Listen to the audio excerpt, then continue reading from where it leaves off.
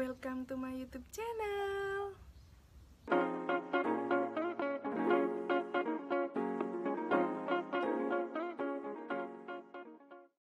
Halo teman-teman yang ada di rumah, berjumpa lagi dengan saya Mirati Segundari Fajaria. Bagaimana keadaan kalian semua yang ada di rumah? Semoga dalam keadaan sehat walafiat. Karena maraknya pandemi COVID-19 ini, baik orang yang sedang bekerja di luar rumah tetap waspada dan stay healthy, stay safety untuk kalian semua. Nah, kali ini saya akan membahas yang ada kaitannya dengan pandemi COVID-19, yaitu tentang komoditas pertanian. Topik yang saya ambil kali ini yaitu komoditas padi, mulai dari peluangnya, ancamannya, kebijakan dari pemerintah, seperti apa setelah adanya COVID-19 ini. Yuk kita simak video selanjutnya.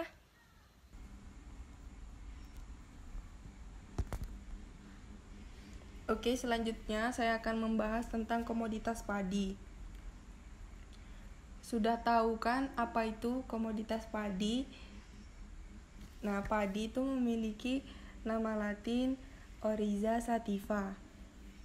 Padi sendiri itu termasuk golongan tanaman air atau water plant, sehingga padi itu setiap penanamannya itu dialiri oleh air yang biasanya disebut oleh irigasi. Padi merupakan komoditas tanaman pangan penghasil beras yang memegang peranan penting dalam kehidupan ekonomi di Indonesia. Kenapa? Karena penduduk di Indonesia itu menjadikan beras sebagai bahan makanan pokok utama yang dikonsumsi sehari-hari. Selanjutnya, yang akan saya bahas kali ini itu ada 4 poin. Yang pertama itu ada kondisi existing, yang kedua itu peluang dan ancaman komoditas padi dengan adanya COVID-19, yang ketiga itu kebijakan pemerintah terkait komoditas padi dengan adanya wabah COVID-19, yang keempat itu saran strategi yang bisa dilakukan pemerintah terhadap isu komoditas padi karena adanya wabah COVID-19. Yang pertama ada kondisi existing. Itu ada potensi. Nah, Indonesia itu memiliki potensi lahan yang benar-benar cukup luas untuk pengembangan tanaman padi, yaitu sekitar 24, juta hektar lahan basah atau yang biasa kita sebut sebagai lahan sawah, dan 76,3 juta hektar lahan kering.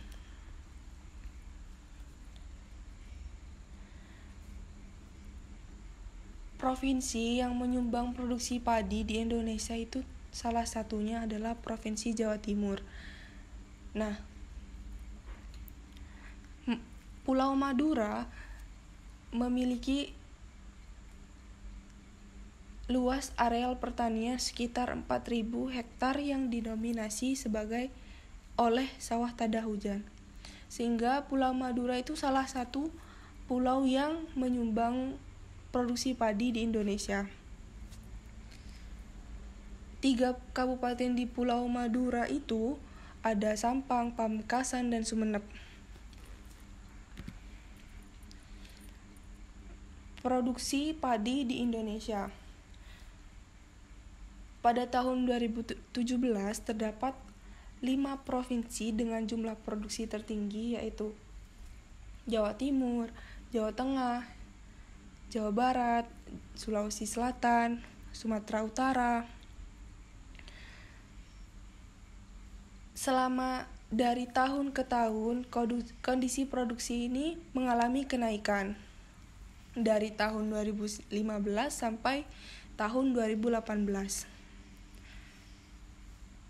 Berapa sih yang dicapai produksi padi selama per tahunnya? Nah, pada tahun 2015 ini mencapai 75,3 juta ton.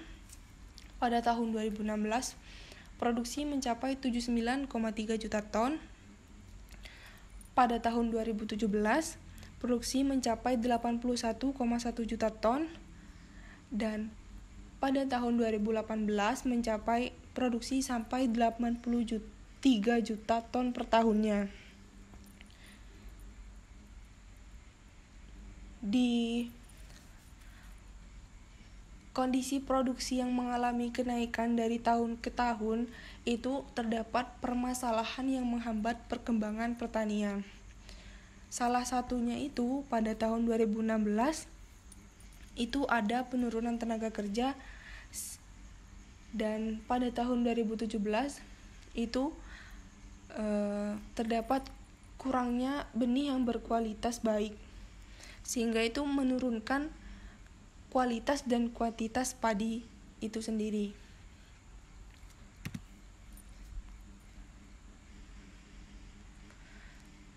Selanjutnya itu ada komoditas padi dengan adanya COVID-19. Yang pertama itu ada permintaan meningkat.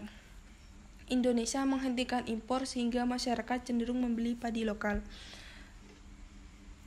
Indonesia menghentikan impor kenapa? Karena Indonesia akan membatasi akses keluar dan akses masuk dari dalam dan luar negeri. Sehingga impor itu akan dikurangi oleh pemerintah dan masyarakat itu kan cenderung membeli padi lokal dari petani, sehingga permintaan akan padi itu akan melonjak. Yang kedua itu harga kemungkinan akan naik. Kenapa? Karena permintaan yang meningkat dan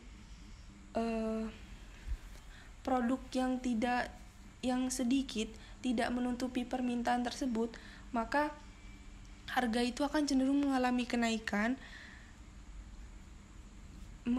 kenaikan karena produknya itu dicari oleh masyarakat sehingga mengalami kenaikan. Dan selain itu, padi atau beras itu menjadi bahan pokok konsumsi sehari-hari bagi masyarakat Indonesia. Yang ketiga ini ada panen tahun ini tetap dilaksanakan. Ya, meskipun adanya COVID-19 tidak menghentikan petani untuk melakukan panen di tahun ini. Dan itu akan menjadi peluang besar untuk melakukan ekspor. Kenapa? Karena ketika masyarakat Indonesia mengalami kecukupan dalam pangan, maka padi tersebut bisa diekspor ke luar negeri.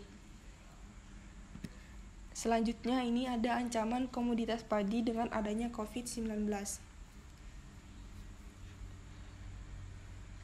Yang pertama itu pemasaran yang terkendala. Ya,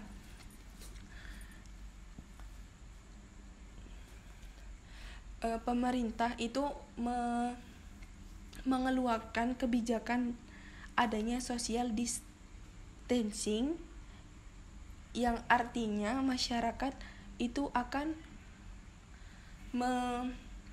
mengurangi aktivitasnya di keramaian, sehingga orang akan enggan membeli secara langsung, sehingga membuat pemasaran dari semua produk termasuk produk pertanian itu akan menjadi terkendala. Yang kedua itu ada panic buying.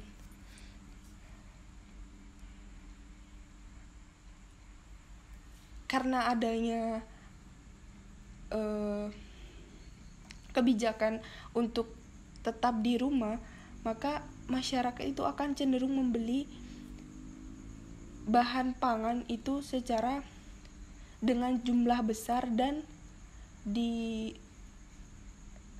untuk persediaan di rumah, sehingga produk itu menjadi langka, dan itu menjadi salah satu ancaman bagi komoditas padi. Yang ketiga, stok pangan terbatas. Nah, ini menjadi keterkaitan dari social distancing, panic buying yang mengakibatkan stok pangan terbatas. Adanya panic buying ini membuat stok dari komoditas padi ini mengalami kekurangan, dan itu menjadi suatu ancaman yang besar bagi komoditas padi karena adanya COVID-19. Selanjutnya itu ada kebijakan pemerintah terkait komoditas padi dengan adanya wabah COVID-19. Yang pertama itu melakukan pengurangan impor.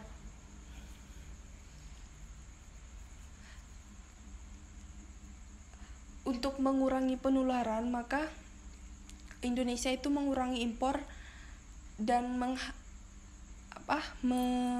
mengurangi akses keluar masuk, dan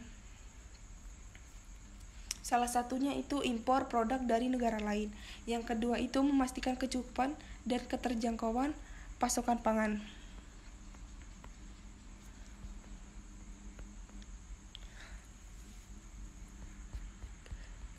Jadi ketika terjadi COVID-19 ini,